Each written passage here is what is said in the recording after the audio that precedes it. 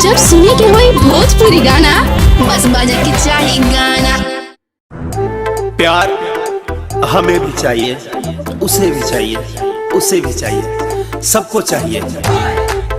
Feeling सबकी अलग अलग होती है, बट मोहब्बत तो सबको चाहिए।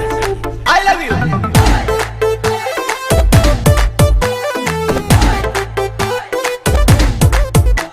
सबके हुमरता प्यार को काटी दिन हम तो अचार को। फैशन में सबके हुमातल हमारे सिंगार सलवार को।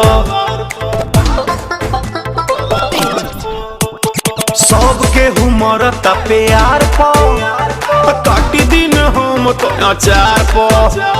फैशन में लोग बाटे मातल हमारे सिंगार सलवार को। मेरा रतियों में दिलवा है रोता रे रोता रे रोता। यदि हमारो भतार कोई होता दबा के गोदियों में सोता।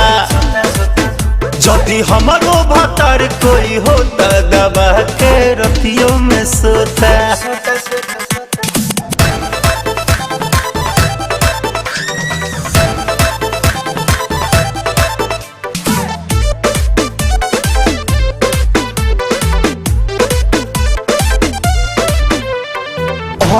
ऐसे कि कैसे बताई बतिया जैसे नॉट गुड फील हो रहा है।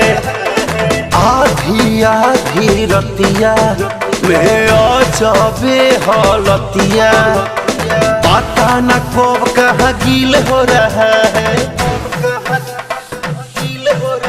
मिठू बोले ना हमारो रे तोता रे तोता रे तोता।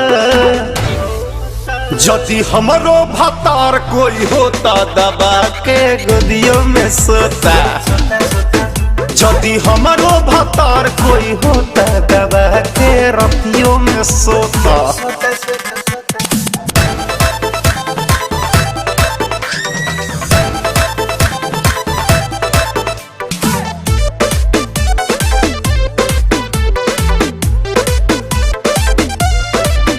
कबो ऑफ करे कबो डाउन दिल करत बड़ा साउंड। आजकल बुफर आवाज करता है कवनो दिन आई है। राकेश राजा ले जई है उनके ला पागल मिजाज करता है। मन मोहब्बत में मार लेती गोता रे गोता रे गोता। यदि हमारो भतार कोई होता दबा के। यदि हमारो भतार कोई होता दबा के